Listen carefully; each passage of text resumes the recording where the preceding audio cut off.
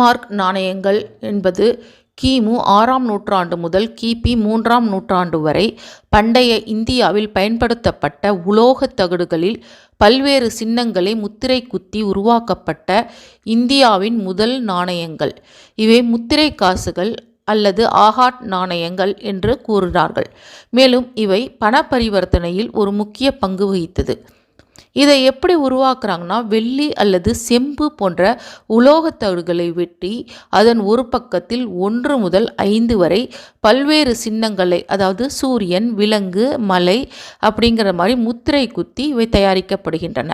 இவை கிமு 6ஆம் நூற்றாண்டில் கங்கை சமவெளியில் தோன்றி கிமு 2ஆம் நூற்றாண்டு வரை பரவலாக கிபி 2ஆம் நூற்றாண்டு வரை பரவலாக பயன்படுத்தப்பட்டன. இவை நாட்டில் பல்வேறு அரசுகளையும் பேரரசுகளையும் குறிக்கும் சின்னங்களை கொண்டிருந்தன. இது அவற்றின் நம்பகத்தன்மையை உறுதி செய்தது. இந்தியாவில் நாணய பயன்பாட்டின் தொடக்கத்தை குறிக்கும் இவை பண்டைய பொருளாதார வரலாறு, கலாச்சாரம் மற்றும் வர்த்தகத்தை புரிந்து கொள்ள உதவுகிறது.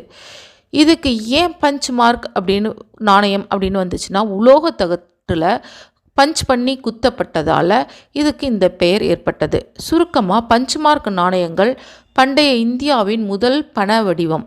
அவை இந்திய நாணய வரலாற்றில் ஒரு மைல்கல்லாக திகழ்கின்றன.